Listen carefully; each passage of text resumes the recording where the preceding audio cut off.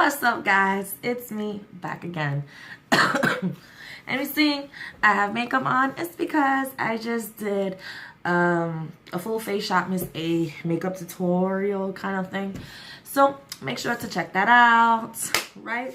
So I know that when I did the video, I mentioned that I was gonna be doing a story time. Now, this is not a story time. It's a Jericka Talks. I got confused. So today's topic is gonna be life after losing a mother. And what makes me bring up this topic is because I've gotten like 1 or 2 emails, and you know, I would have shared it with you guys, but they did tell me that they didn't want to be exposed, or for whatever reason, probably because they have family that watch, or who knows. So they had asked me, like, how do I cope with life after losing my mom?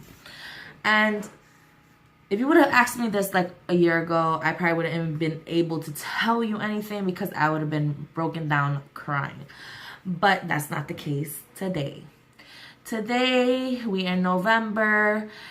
April 9th, 2018 will mark 3 years since my mom passed away. And people say with time things get better or you'll heal. That is a true and false statement. True in the sense as in time goes on, it doesn't hurt as bad. False in the sense because every day you feel like something's missing. And there's times that it hurts just as the day they told me. And honestly speaking,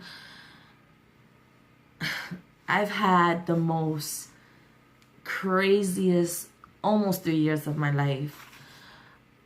My world did a 360. My world went upside down. It was just crazy, guys. And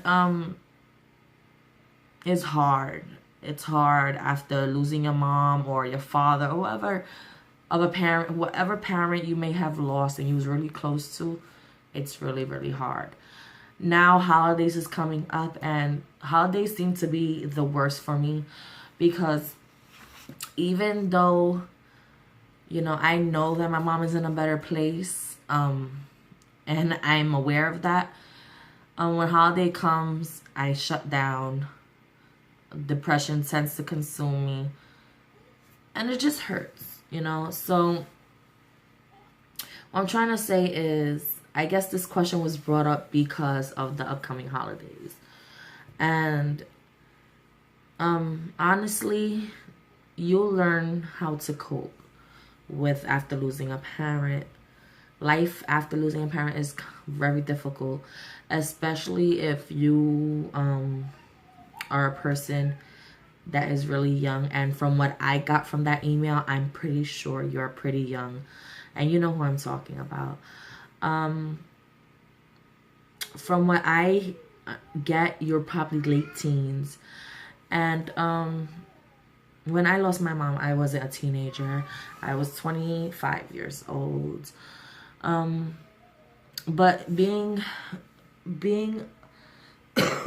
around a teenager that lost a parent, which is my brother. He's now currently 17. When mommy passed away, he was 14. It's broken him. And as a big sister / mommy role that I have taken on with him, it hurts me to see him hurting and not telling anyone how he feels.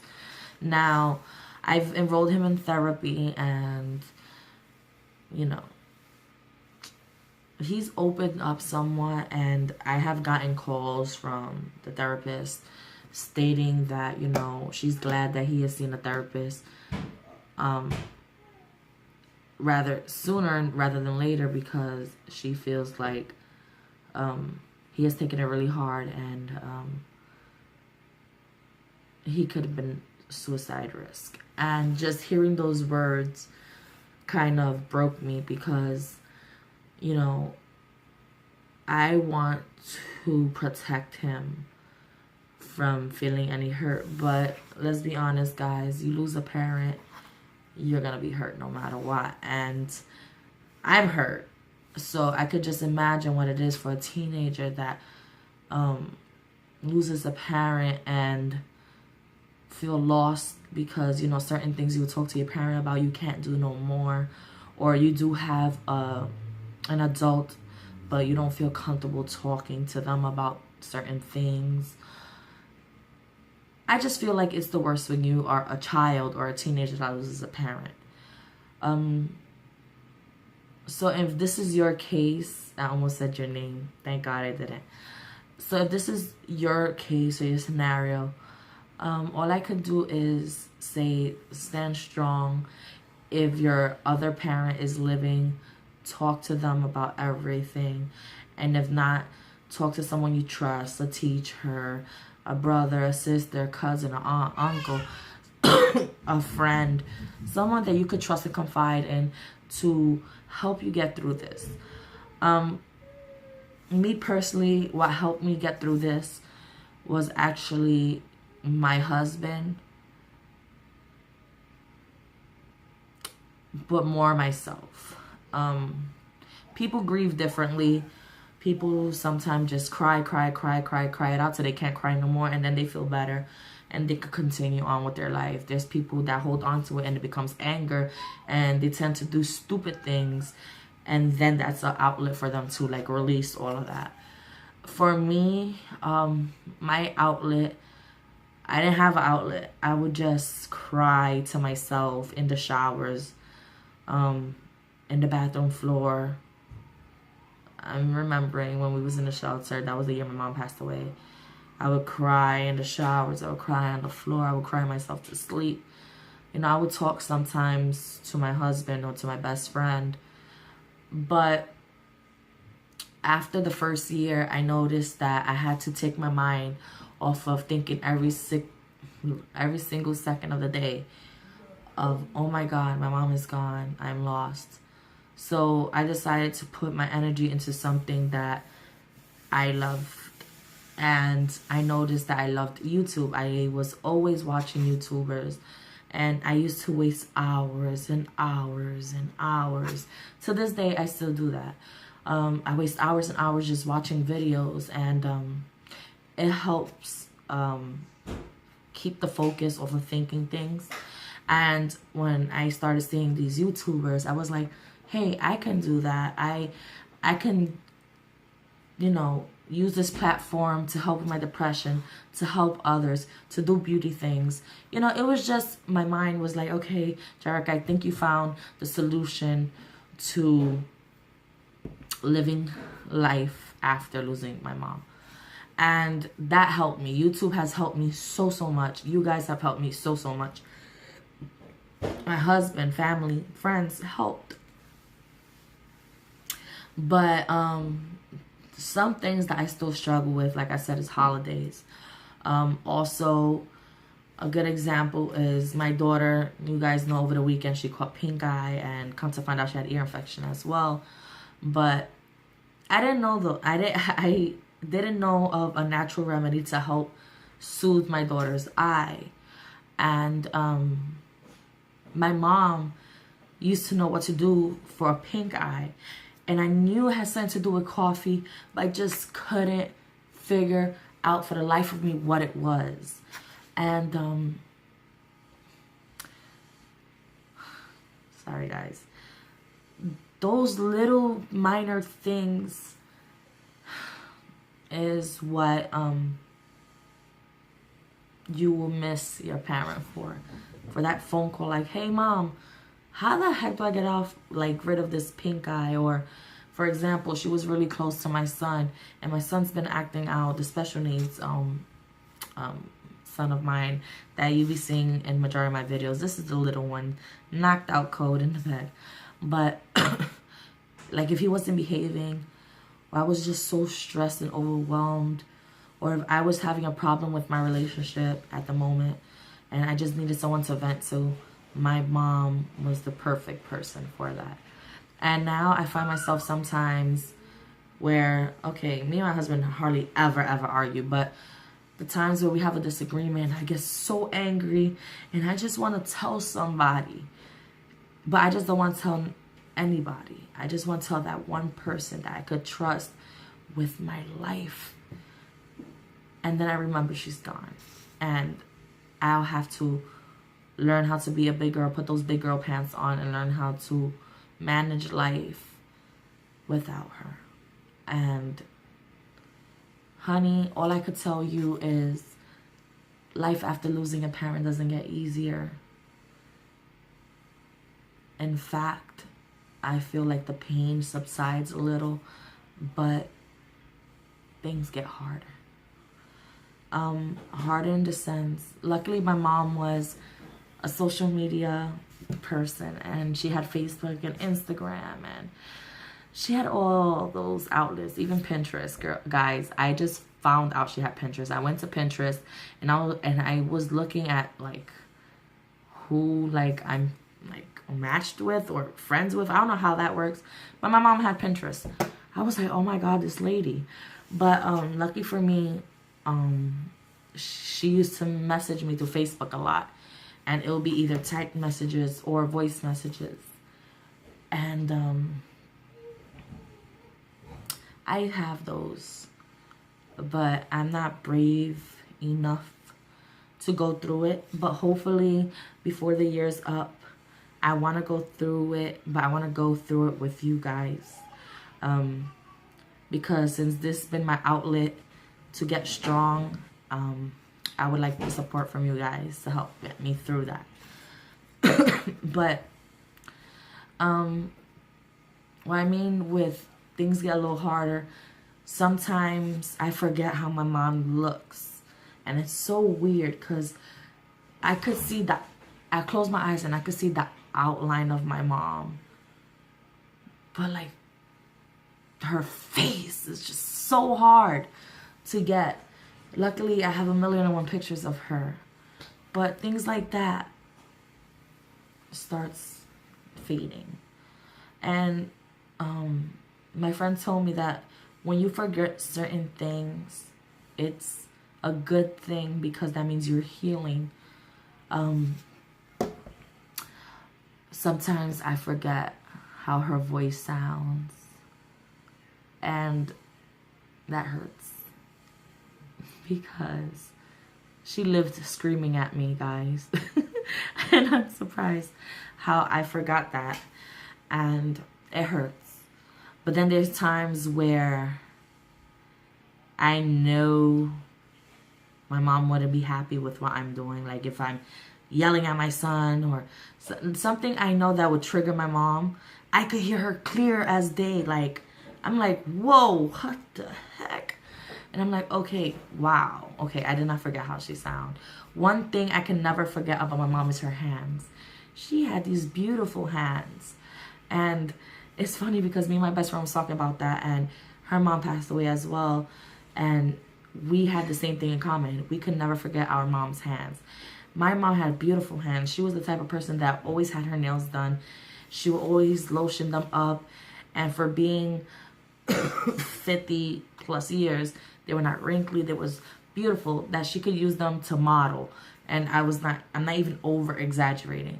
So certain things you can never ever forget. Like I can't forget my mom had these most comfortable Jello arms. And it was because she was so heavy set, and she would just go like that, and she would wiggle her arms, and they were so flappy, but they were the most comfiest things on earth. And oh my God, I used to love napping on those during appointments. Even as an adult, I used to sleep with my mom sometimes. When I used to travel from New York to Puerto Rico, I would stay with my mom, and I would sleep with her. And I remember she used to sleep up, and I used to sleep down, and before bed, she would always say, shh, I'm gonna pray. And she would pray. And then she would let me know that she's done praying by putting her toes in my face. And I'm like, ew, mom. Oh man, how much I wish I had those toes in my face right now.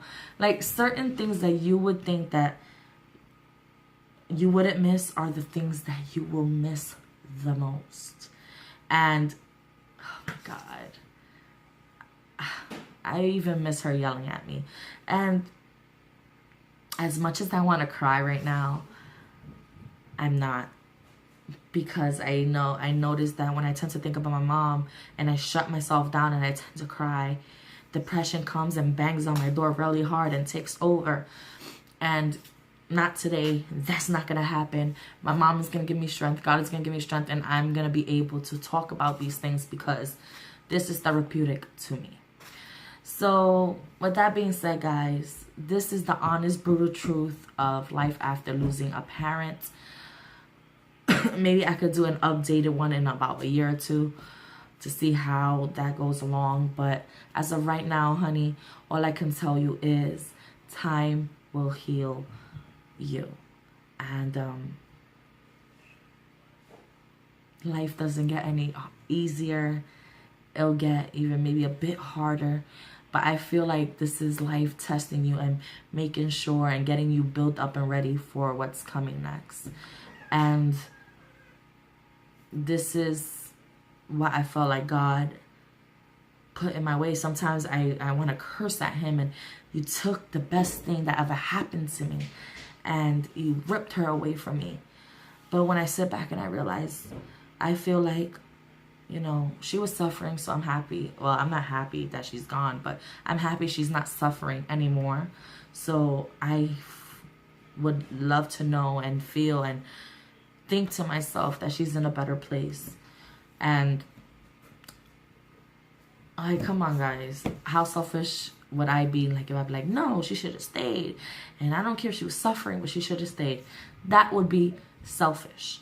And honestly, my mom is not suffering no more. I don't have to hear her crying to me on the phone because she's in pain. I'm content, and I'm understanding that it was her time to go. But it's okay to be angry with God, with your dad or your mom, with whoever you want to be angry with. It's okay, because they will understand that you're not literally angry at them. You're just upset at the world because you lost the one thing that you cared about so much. But don't worry, honey. I could tell you and I could promise you, you're going to grow from it. I lost my mom, and I didn't know I had the strength to endure a shelter, to be a high-risk pregnancy, to almost losing my daughter, to gaining custody of 2 other children that was not mine, being able to raise one and being able to give up another because she was not ready, or she was doing all these things that she wasn't supposed to. Things that I didn't think I would have strength to do and endure, I did. And I've grown as a person because of the tragedy that has happened. I had no choice but to suck it up and keep living life because my mom would want me to live my life. And that's the one thing that I can tell you.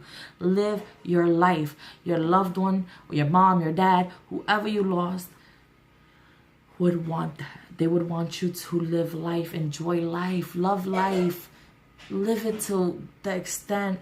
Just don't forget them. Always keep them close. Even if you sneak a peek out picture here and there, it's okay. And don't feel guilty when you feel like, oh my God, I'm forgetting this. Oh my God, you know what? Think harder and it will come back. All right, guys. So that's it for today. That's all I have to talk about on Jericka Real Talks. Real Talks. Jericka Talks. I'm saying Real Talks because before I named the Jericka Talks, it used to be Real Talk.